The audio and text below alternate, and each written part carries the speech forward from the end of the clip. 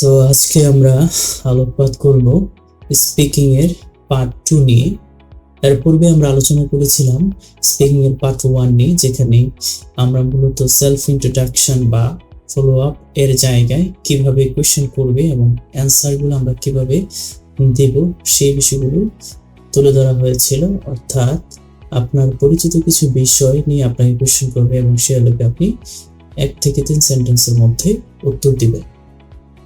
আর part 2 হচ্ছে part 1 এবং 3, এই দুইটা পার্ট থেকে সম্পূর্ণ ব্যতিক্রমধর্মী একটা পার্ট, যেখানে আপনি আপনার কন্টিনিউ দক্ষতা কত বা আপনি কতটুকু দক্ষতা দিয়ে একটা বিষয়কে এক্সপ্লেইন করতে পারেন বা ব্যাখ্যা বিশ্লেষণ করতে পারেন, সেই বিষয়টাই হচ্ছে স্পিকিং পার্ট 2 এর মূল উদ্দেশ্য।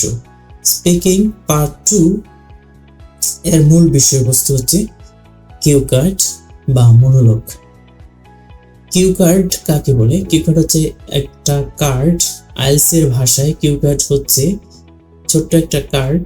এই কার্ডে একটা নির্দিষ্ট টপিক থাকবে এবং এই টপিকের নিচে কি বিষয়ে কথা বলতে হবে বা এই টপিকের কোন কোন পয়েন্টগুলোর আলোকে আপনি কথা বলবেন, ছোট্ট ছোট্ট করে কিছু জিনিস দেওয়া থাকবে। সো তারপর আপনি এই টপিকটার উপর আলোচনা করবেন বা আপনি বলতে থাকবেন অনর্গলভাবে। এবার আমরা সেই কিউ কার্ড নিয়ে বিস্তারিত একটু আলোচনা করি। কিউ কার্ড হচ্ছে ছোট্ট একটি কার্ডে একটি টপিক দেওয়া থাকবে, সেই টপিকের আলোকে আপনাকে 2 মিনিট সময় ধরে বলতে হবে।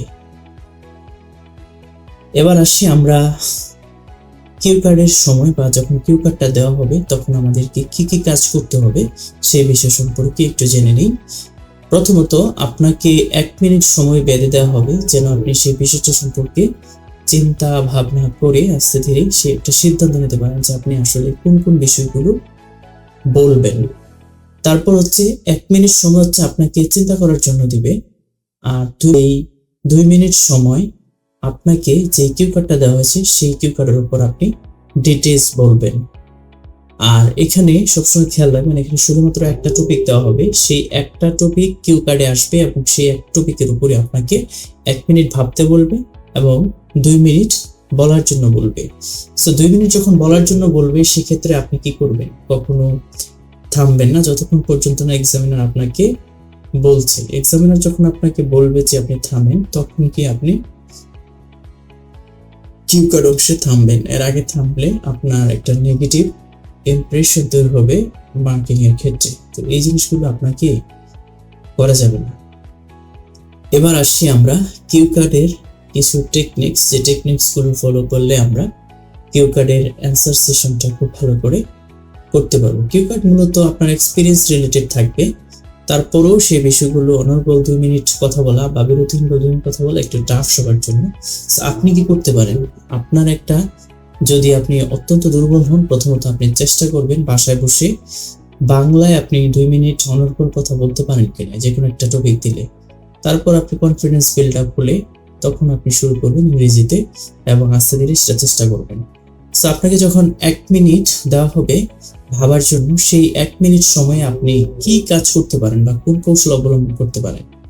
তা আমরা যেটা অবলম্বন করি বা করেছিলাম সেটা হচ্ছে, ধরেন আপনাকে টপিকটা দেওয়ার পরপরই আপনি কি করবেন? ইমাজিন করবেন যে আসলে আপনি যে টপিকটা পেয়েছেন সেই টপিকের আলোকে আপনি কি ভাবতে পারতেছেন এবং আপনি কি কল্পনা করতে পারতেছেন এবং কি অতীত হিস্ট্রির সাথে সম্পৃক্ত হইতে পারতেছেন। কারণ সবসময় খেয়াল রাখবেন টপিকটাকে যে কোনো মূল্যে স্টোরির মতো করে তৈরি করার চেষ্টা করবেন, কারণ স্টোরি কিন্তু আমরা দিনের পর দিন বলতে পারি, এটা শেষ হয় না। কিন্তু এটা যখন আপনি থিওরিটিক্যাল চলে যাবেন সেক্ষেত্রে কিন্তু ক্লিয়ারলি আপনি বলতে পারবেন না। সো এটাকে আপনি ইমাজিন করতে পারেন আপনার টপিকটা আপনার লাইফের সাথে, আপনার প্রিভিয়াস কোনো হিস্ট্রির সাথে, আপনার জীবনে ঘটে যাওয়া কোনো ঘটনার সাথে সম্পৃক্ত হয় কিনা। যেমন টপিকটা হইতে পারে যে আপনার বাবার সম্পর্কে আপনি কিছু বলুন, তারপর হইতে পারে আপনার ফেভারিট টিচার, তারপর আপনার স্টুডেন্ট লাইফ নিয়ে হইতে পারে। তো এইগুলোতে তো আপনার অনেক স্টোরি লুকায়িত আছে, সেই স্টোরিগুলো আপনি মাথায় রেখে পাশাপাশি কিছু সাপোর্টিভ পয়েন্টস অ্যারেঞ্জ করে দিলে আশা করা যায় টপিকটা নিয়ে আপনি অনেক কিছু বলতে পারবেন। তারপর হচ্ছে ব্রেইন স্টর্মিং, মানে ব্রেনের ঝড়। আপনি খুব দ্রুত সময়ের মধ্যে, যেহেতু 1 মিনিট সময়, এই সময়ের মধ্যে আপনি খুব দ্রুত থিঙ্কিং করবেন, ওই থিঙ্কিংটাকে বলা হয় ব্রেন স্টর্মিং, যে আপনি কি বলতে পারেন আর কি অ্যাভয়েড করতে পারেন। তারপর নোটস, আপনাকে ছোট্ট একটা, আপনাকে যখন কিউ কার্ডটা দেওয়া হবে তখন কিউ কার্ডের সাথে আপনাকে ছোট্ট এক এক পেজ কাগজ দেওয়া হবে, যেই কাগজে আপনি আসলে কিছু নোটস লিখতে পারেন। তারপর ইলাবোরেট, তারপর আপনি কিভাবে ইলাবোরেট করবেন সেই বিষয়গুলো খেয়াল রেখে আপনি যখন 1 মিনিট শেষ হবে এবং আপনাকে স্টার্ট করতে বলবে যে আপনি আপনার বিষয়টি নিয়ে কিছু বলুন, তখন আপনি ইলাবোরেট করা শুরু করবেন। তবে নোটস লেখার ক্ষেত্রে যে আপনি পয়েন্টসগুলো লিখবেন বা নোটস লিখবেন সে আলোকেই বলতে হবে, ব্যাপারটা এরকম না। নোট রাখবেন জাস্ট শুধুমাত্র আপনি যে টপিকের বাইরে যাবেন না, এই জিনিসগুলো একটু খেয়াল রাখার জন্য। আপনি যদি ওই নোটসের আলোকে, পয়েন্টের আলোকে একের পর এক বলতে থাকেন, আপনার যেই স্পন্টিনিউটি বা কিউ কার্ডের যে স্পন্টিনিউয়াস একটা প্রসেস, যে কন্টিনিউ করা একের পর এক সেন্টেন্স স্ট্রাকচার, সেই জায়গাতে আপনার সমস্যা হতে পারে। এজন্য আপনি নোটস রাখবেন ঠিকই, বিষয়টাকে একটু মাথায় রাখার জন্য, কিন্তু বলার সময় ওই নোটসগুলোর দিকে কম তাকাবেন এবং নোটসগুলোকে ওইভাবে প্রতিটা পয়েন্ট বলতে হবে এরকম সেন্স মাথায় না রেখে আপনি বলতে থাকবেন। নোটসের যা আছে আসলো না আসলেও যেন আপনি অনর্গল 2 মিনিট বলে যেতে পারেন। সো এই বিষয়গুলো খেয়াল রাখলে আশা করি 1 মিনিটের মধ্যে আপনার যে thinking, imagine, brainstorming, notes elaborate, এই বিষয়গুলো আপনি খেয়াল রেখে যদি করতে পারেন তাহলে 1 মিনিটের এই সময়টা খুব গুরুত্বপূর্ণ। এগুলো যদি করতে পারেন তাহলে নেক্সট যে 2 মিনিট আপনাকে অনর্গল বলতে হবে সেগুলো কিন্তু আপনি খুব ইজিলি বলতে পারবেন। এবার আমরা আসি কিউ কার্ডে আসলে কোন ধরনের টপিকগুলো এসে থাকে। ঠিক আছে, টপিক হাজার হাজার টপিক, কিন্তু সেই টপিকের কিছু ধরন আছে, যেমন ব্যক্তি রিলেটেড টপিক, কোনো ঘটনা সম্পৃক্ত টপিক, এই ধরনের টপিক। এখন কি কি ধরনের টপিকগুলো প্রায়শই আমরা দেখি যে কিউ কার্ডে আসে, তার মধ্যে অন্যতম একটা হচ্ছে যেমন ইনসিডেন্ট। কোনো একটি ঘটনা ঘটছে আপনার জীবনে, অথবা কোনো একটি প্লেস, কোনো একটি স্থানের বর্ণনা দেওয়ার কথা বলতে পারে।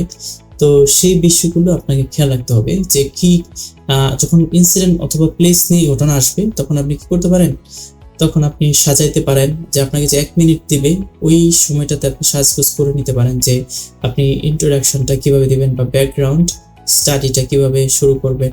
তারপরে এখানে ইনসিডেন্ট, যখন ঘটনাটা ঘটেছিল,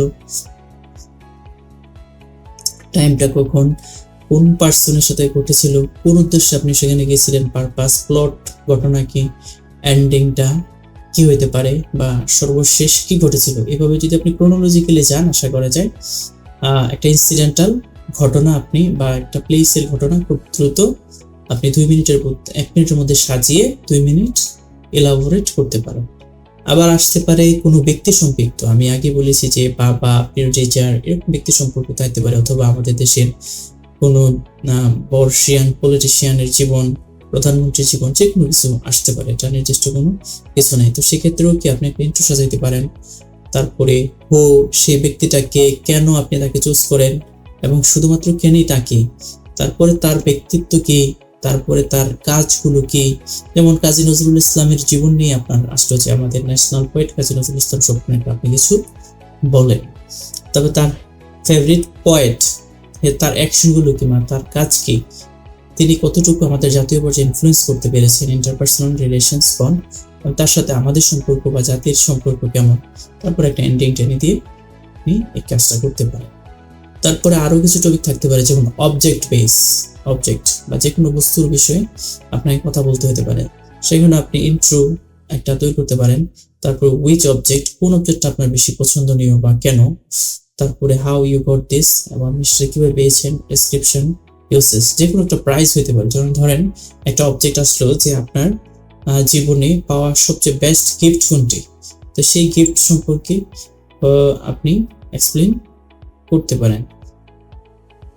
তারপরে ইম্পর্টেন্স অ্যান্ড ইমোশনাল যে বিষয়গুলো, সেগুলোকে আপনার একটু খেয়াল করতে হবে। তো এই হচ্ছে অবজেক্টিভ বিষয়, অর্থাৎ যখন কোনো অবজেক্ট বা যে কোনো বিষয়বস্তু নিয়ে আসে সেভাবে আপনি এভাবে সাজাই নিতে পারেন আপনার মতো করে, অথবা অন্যভাবে যেভাবেই সাজান যেন 2 মিনিট বলতে পারেন। তারপরে আমাদের দৈনন্দিন জীবনে যে আমরা যেভাবে জীবন আচরণ পরিচালনা করি, যে আপনার আসতে পারে যে আপনার ডেইলি রুটিনটা কেমন, অথবা উইন্টার সিজন আপনার ডেইলি রুটিন কেমন, আপনার সামার সিজনের ডেইলি রুটিন কেমন, সে বিষয়ে বলে। তো সেখানে যেমন রুটিন অথবা কোনো একটা হ্যাবিট নিয়ে আসলো, সেক্ষেত্রে আপনি কি করতে পারেন, ইন্ট্রো দিয়ে শুরু করতে পারেন, অথবা হোয়াট ইউ ডু, আপনি কি করেন, তারপরে আপনি আপনি এটা বিগিন করেন কিভাবে দিনটা, চ্যালেঞ্জেস গুলো কি কি হয় এবং আপনি কিভাবে ওভারকাম করেন এই রুটিনগুলো। একটা যে কোনো কিছু তৈরি করলে রুটিন মাফিক কাজ করতে গেলে তো আপনার সমস্যা হবেই। তারপর আপনার জীবনে এটার ইম্প্যাক্ট কি হ্যান্ডলিং করতে পারে। ঠিক আছে, এই 4-5টা বিষয়ের উপর শত শত টপিক থাকতে পারে। ঠিক আছে, শত শত টপিক, রুটিন এবং হ্যাবিট, মানুষের হ্যাবিটের শেষ নাই, অনেক ধরনের হ্যাবিট থাকতে পারে, অনেক ধরনের রুটিন মানুষ কি করতে পারে, তৈরি করতে পারে। তো এই জিনিসগুলো খেয়াল রেখে আপনি যদি কাজ করেন, আশা করা যায় স্পিকিং পার্ট 2, যে পার্টটা সবার কাছে কঠিন মনে হয়, সেই পার্টটাতে আপনি খুব ভালো করতে পারেন। আর এই 4টা বিষয়ের উপর আপনি যদি টপিকগুলো খুঁজতে চান, যে কত শত শত টপিক আছে, সেই topics can choose for part 2 and 3। Part 2 and 3 এর টপিক প্রায় সেমই থাকে। এই টপিকগুলো আপনি খুব ইজিলি পাইতে পারেন মার্কারের আইস স্পিকিং যে বুকটা আছে, সেই বুকে অনেকগুলোর অ্যান্সার দেওয়া আছে, যে কিউ কার্ড, ওই কিউ কার্ডের আলোকে কোয়েশ্চেনের আলোকে অ্যান্সার দেওয়া আছে।